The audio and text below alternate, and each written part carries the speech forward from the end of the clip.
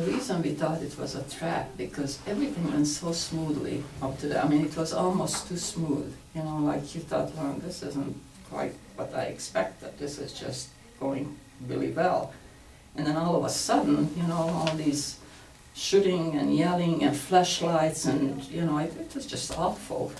Yeah, so we figured that that must have been a place where a lot of Hungarians escaped, so they decided that's where we should set up a trap so we can catch them.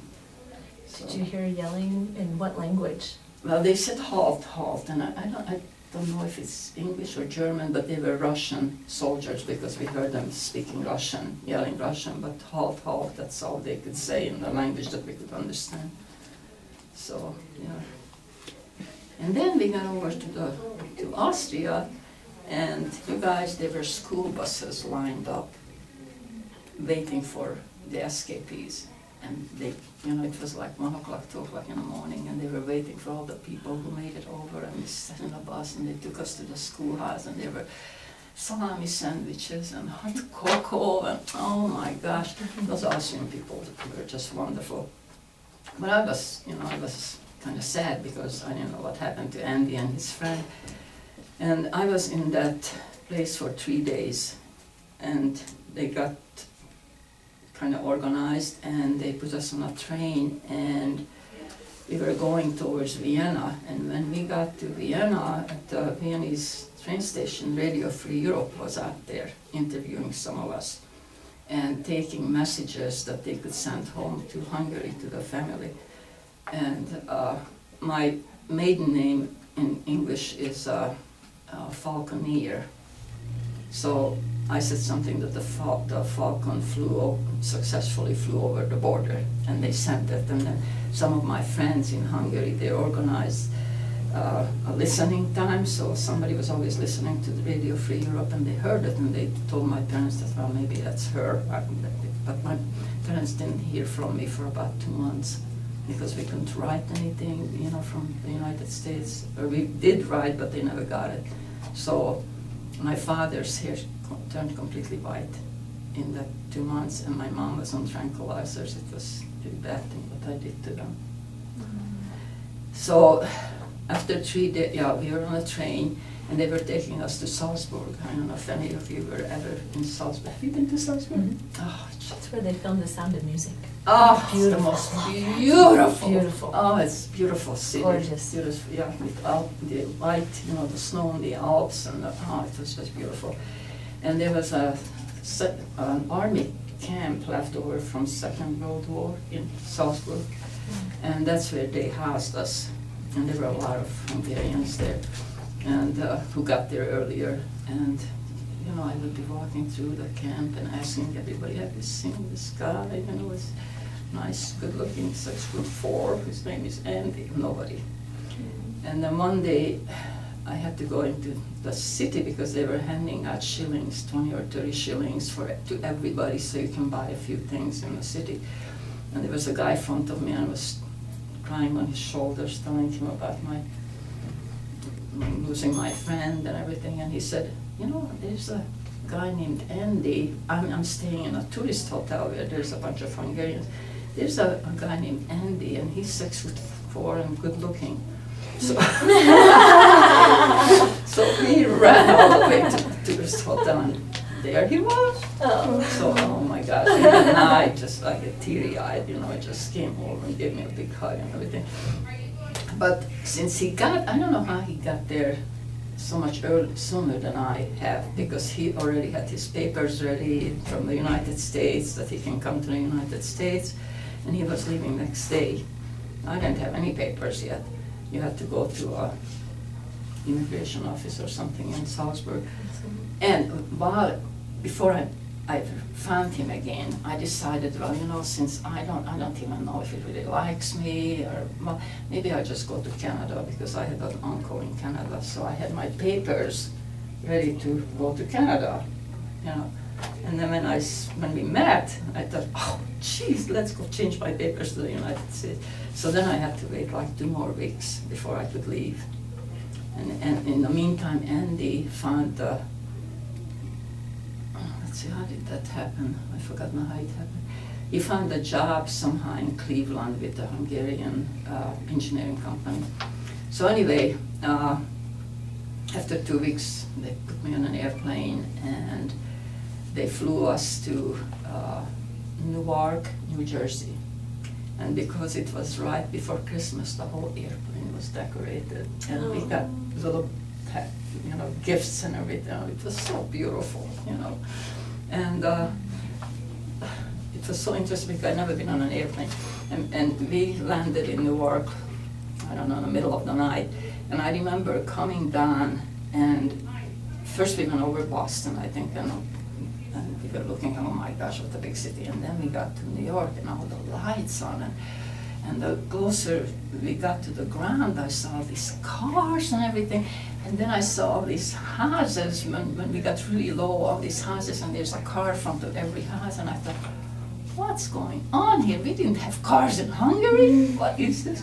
So we landed there, and then they took us to a place called Camp Kilmer, which was also it wasn't used anymore, it was an American camp, and that's where we were housed until our papers and everything were processed, and that's where I met my first black guy. I never seen black people before, and he was, I even asked for his autograph. I was so taken. William, I forgot his first name, William, and I still have that autograph. I should have brought it, But he was smiling, and he thought,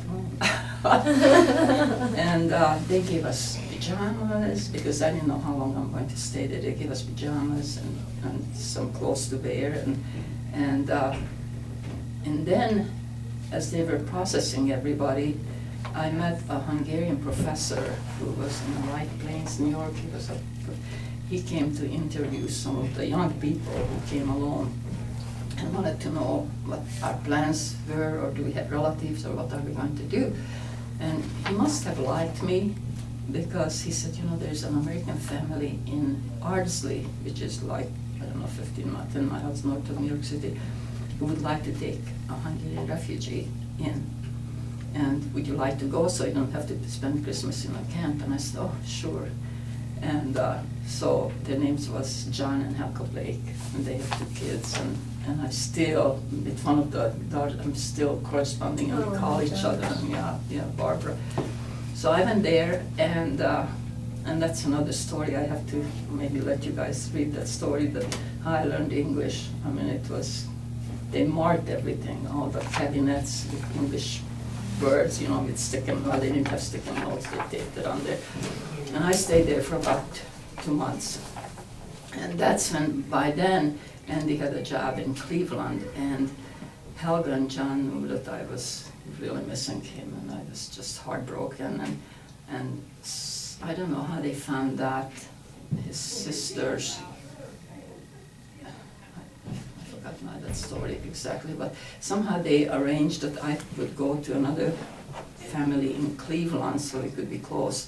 I'm Catholic, and the family was Catholic, and they had 6 kids, and I became the nanny, and so Andy could come and see me in Cleveland, and we would go out to the Lake Erie, on Sundays.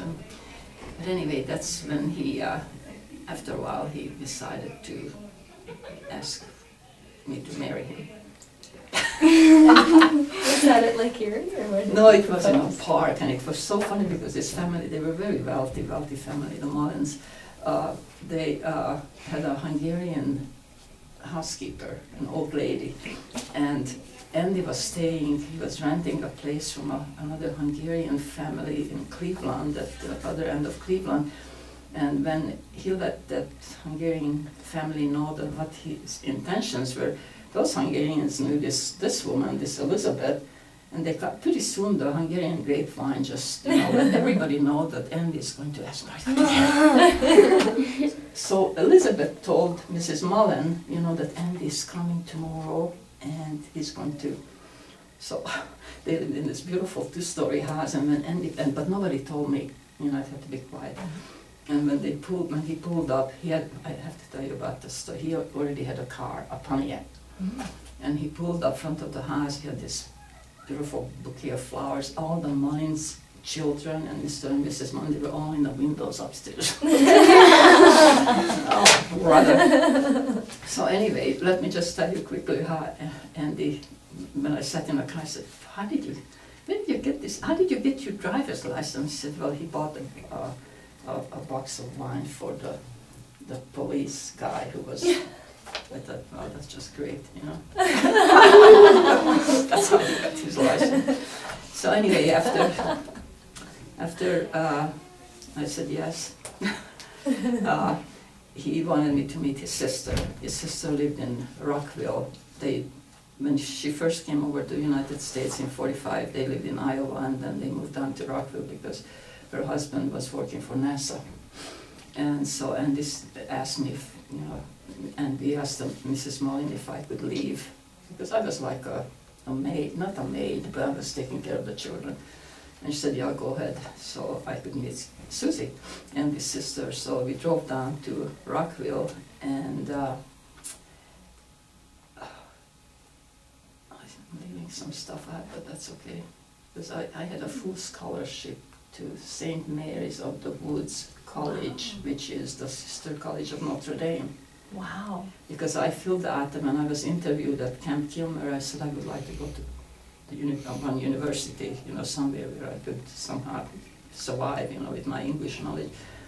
Well, while I was staying with the Mullins, a nun and a young girl came to the house, and he said, you were accepted, you have 4 years completely paid for. Wow. You know, yeah.